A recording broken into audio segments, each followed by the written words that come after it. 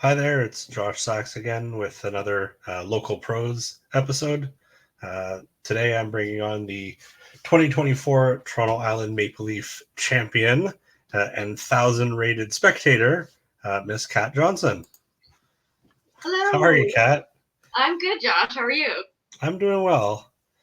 So the 1,000 rated spectator comment, I just have to clarify for everyone, was because you came out with me at a non-sanctioned event this summer when I was having a not great round, and then I rang off like 4 birdies in a row after you started watching the cards. So like 100% like 1,000 rated spectator.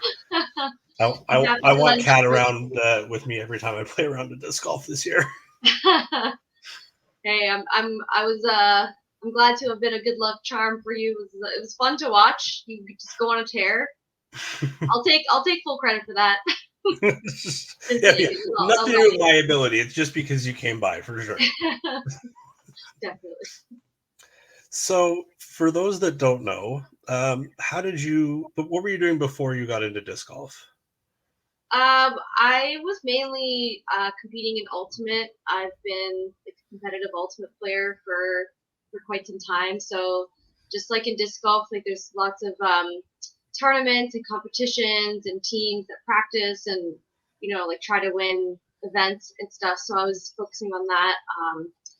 And so yeah, I already had like a frisbee type of background, and I got into disc golf because one day Cody, my husband, and I were walking through a park, which is ETC, and we saw these funny looking metal baskets, and we looked it up to figure out what it was, and we discovered it was disc golf, and once we discovered that it was a frisbee related type sport, we thought we would check it out, and next time we came out, we brought our ultimate discs and played around and had a great time, and the rest is history. So yeah, we got fairly into it, and yeah, here we are now. And someone came up and told you those are the wrong discs to be throwing for disc golf. I don't know exactly when we realized that there were like disc golf discs, but I feel that feels so long ago, so my memory's a bit fuzzy on that. But eventually, started to like switched over to real discs, and started throwing hand me downs from friends, and started getting the hang of those, and then that's when my real disc golf play began. So I was looking over your profile on PDGA and noticed like your first tournament that's listed there is like the fall of 2020. So I'm guessing you kind of took it up more prominently during COVID when Ultimate wasn't a thing. It's kind of funny that it all kind of happened like coincidentally, I'd say, because if you look at my Instagram, I like in 2020 was the year I got my PDGA number, like pre-COVID, and so that was the year that I decided like, hey, I want to take this more seriously. I want to like actually like try to get better, play more tournaments, and like kind of shift my focus away from ultimate into disc golf. And that just so happened to have been the year that COVID hit, so it kind of made it all a little bit easier in the sense that there was no ultimate, so it was it gave me the ability to really just put all my focus into disc golf. So it just happened to be a coincidence that I started during COVID. I'd like to say I was like a pre-COVID disc golf player, because it had actually been. I played my first like PDGA sanctioned tournament, I think, in 2016, at the Bronte Women's event. I think it was called the Ontario Women's Championship at the time, and then the next time I played was the year after that, and then I hadn't really thought about disc golf a lot since then. And then I think I don't know, something shifted in me, and in the fall of 2019, and then I decided I really wanted to pursue disc golf a bit more seriously in 2020, and then yeah, Then you here were I kind of am. forced to. Ultimate disappeared, and disc golf, like gained so much popularity, and it was pretty awesome because a lot of my disc golf friends, my ultimate friends started, converting to disc golf. So it's really cool that we were all able to get really into it together at the same time and share that passion together and learn the sport And the tournaments. Yeah, and you're now playing both, correct? Just kind of a little, Um, somewhat more balanced, or no, I would say I am still playing Ultimate, but I don't like compete or anything. I'm not on any sort of touring teams, and I haven't been since 2020, basically. But I do play leagues twice a week for Ultimate. So I still play. I play tournaments still a little bit here and there, but not like competitive, serious tournaments. Just fun indoor. Yeah, just playing with friends and stuff. yes, So I and can't get away from Ultimate. It's so fun. as I said, this will be coming out in January, but I know you have a tournament this weekend. I Um, do. it's a fundraiser event, if I'm not mistaken. Yeah, it's called Hunger Free. I believe it's a fundraiser for World Vision. I guess like a food insecurity fundraiser, and it's actually run by a fellow Ultimate / disc golf player Carter Chin. So shout out to Carter for running this like super successful charity tournament that's been going on for many years now. And it's a big hit with the Ultimate community every year, and they do a lot to raise funds for this charity. And so many people come out, and it's so much fun to just play with your friends and raise money for a good cause. And yeah, that's happening on Saturday. I'm super excited to play it. It's funny enough, I'm putting together a team of ultimate disc golfers that have been like a fun, like not like dream of mine, but like kind of like a fun idea I've had for quite some time to like get a bunch of like disc golfers who play ultimate and play a game of ultimate or a tournament of ultimate, and it's finally coming true. So I'm excited. That's great.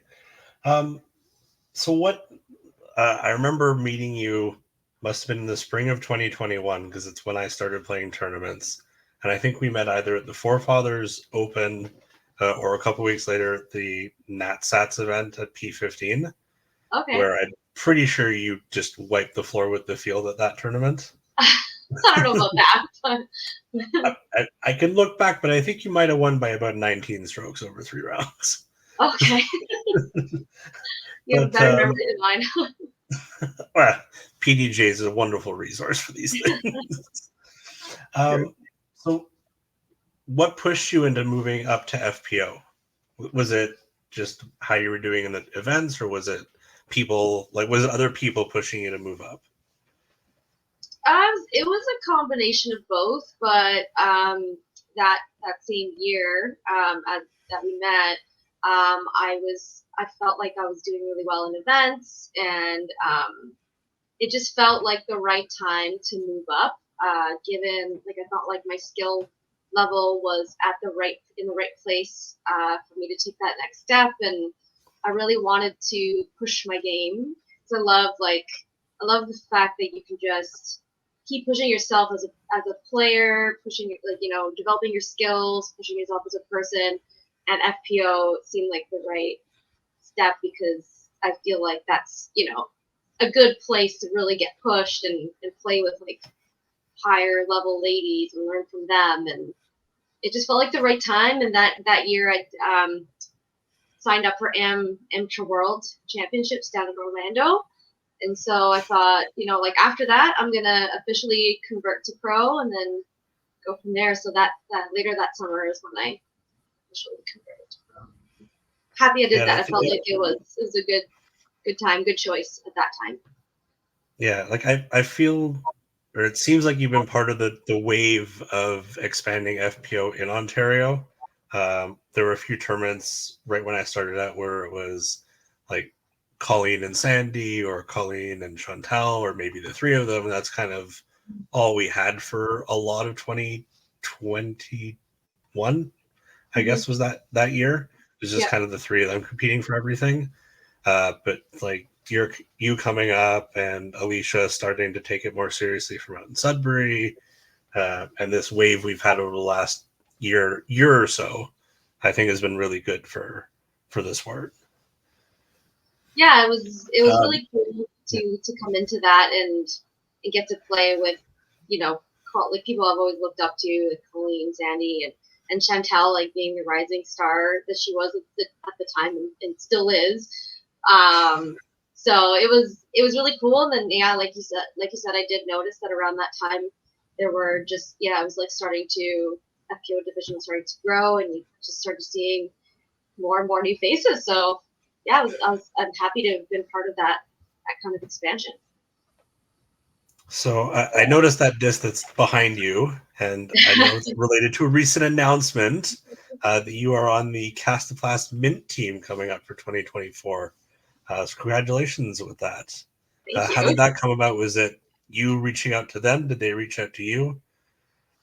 They just had applications open, and I thought, hey, why not apply for the team?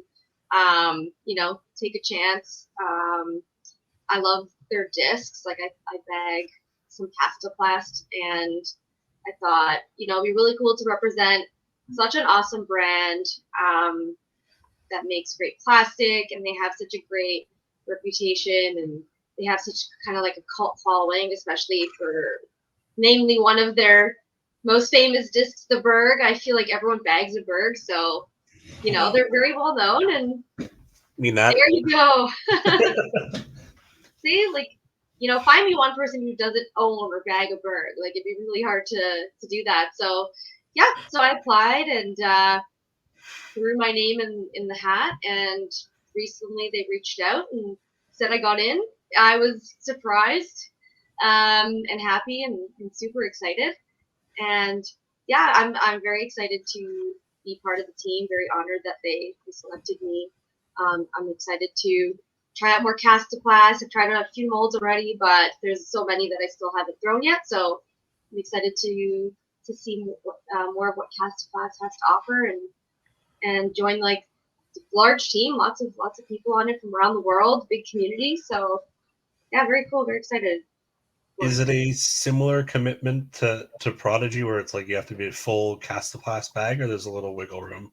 No, as far as I'm aware, I can throw any disc that I want. So there's no requirements in terms of like what percentage of my bag needs to be Castaplast, which is great because I've been throwing an open bag for the past year, and it was I wouldn't say difficult transition, but it was interesting in the sense that I basically there's so many discs to learn about.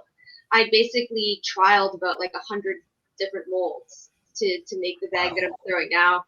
I just like got a bunch of molds, took to a field, threw a bunch, whatever ones like really felt great to me in the moment. I stuck with and still bag to this day. So I'm really liking the flexibility of throwing an open bag. So I'm glad that I continue to do that, but at the same time, be able to represent a company like Kastaplast. So outside of learning your new discs for your new team, is there anything you're working on this off season, like form changes, any of that kind of stuff?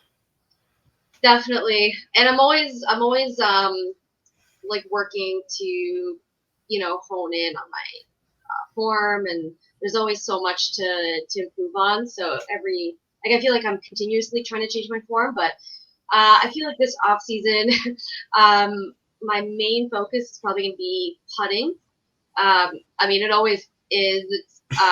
It's always been like kind of like a sore spot in my game, and I feel like I'm always trying to figure it out because I get used to putting one style and then that stops working for me. So now I feel like I have to try something new. So I'm gonna see what I can do to make my putting work for me a little better, and of course like work on my distance, my backhand form, getting more power using all the getting my timing right, using all the right muscles, and also my forehand as well, like making getting a little bit more distance off that and consistency and yeah, there's so much to work on, but Like, I guess I'll start with that. I was gonna say, are you trying to move away from the like ultimate forehand form, or just trying to let me try and rephrase that. Are you trying to move away from that form entirely, or are you trying to kind of hybridize it to something that you're comfortable with for disc golf? Yeah, I think that's the right way to look at it, kind of like hybridize. Currently, I find that the ultimate form kind of helps in some situations, like for touchy forehand up shots. It's really great. I really like to, like, for example, do like a turnover forehand putter shot to get around obstacles, and that's like very much ultimate-y.